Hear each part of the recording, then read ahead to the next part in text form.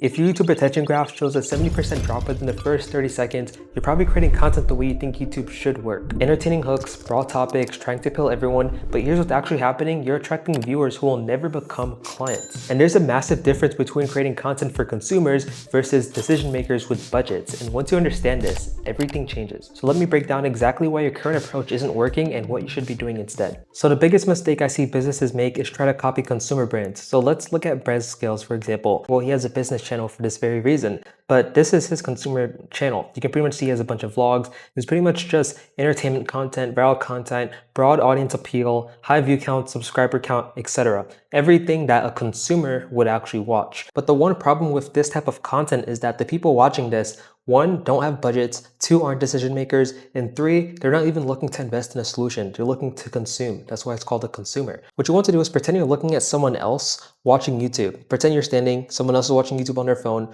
What is that type of person? What do they look like? What do they like to do every single day? Just try to imagine that. And when you actually dig into it, you can see that the fans watching consumer brands are there for only entertainment. That doesn't solve a problem. They're B2C viewers. They aren't decision makers with budgets. And three, they're not looking to invest 5K or any amount in a solution. And that's why I put this GIF here, because they're broke, even though it's not moving. It's kind of messed up. But anyhow, what you want to do pretty much is pretend like you're someone else watching another person watching YouTube. What type of person are they? What do they like / dislike? What problems do they have, etc. So just use this image if you can. Just look at this image and then look at this person on the couch. What are they watching? Like if it's B2C, you already know they're not looking to solve a problem. They're not looking to watch someone for, value. They're looking to watch someone only for entertainment.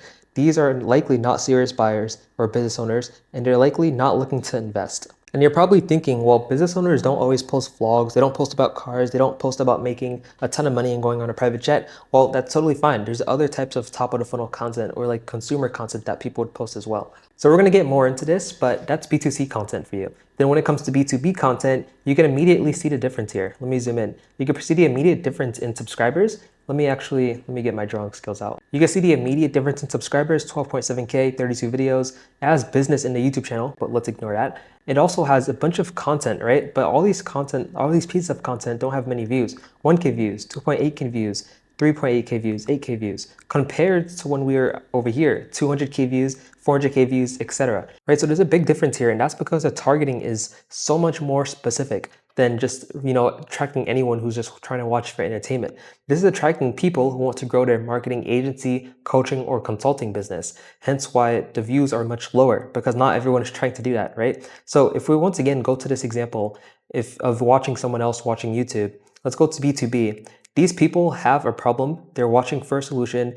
These are business owners and they are looking to invest. So these are the type of people you want to attract, and we're going to get more into this. Now let's get even more in depth with this. If you're trying to attract people at a certain caliber in terms of monetary value, then let's zoom into Charlie Morgan's videos. You can pretty much see he has bigger numbers here. He has 8 figures in the title. He has 10 mil a year. He has 30 million. Let's see what else he has. He has 10 million a year to 30 million a year. How to send 50K meetings. People who are new to this industry would find this unfathomable. Like they would not be able to fathom 50,000 meetings. That's insane, right? To those new people. But people who have been in business for a while, they're going to look at this and be like, oh yeah, that's normal, but I can't get that. So how do I get that? They're going to click this video because they don't understand how to.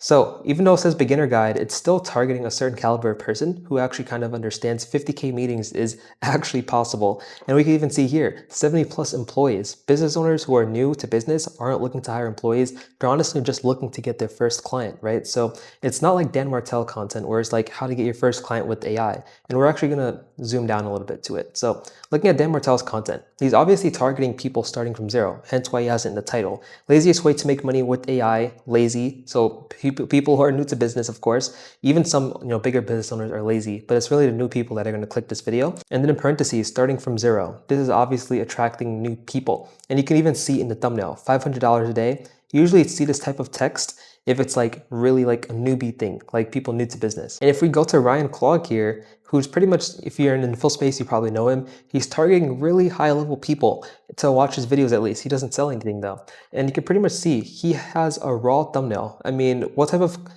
top of the funnel content is gonna have a raw thumbnail, right? And he also has 3 million a month in the title.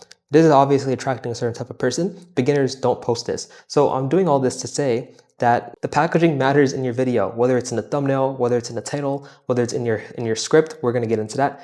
But it just really matters because the numbers you use and the wording you use, it's going to attract a certain caliber of person.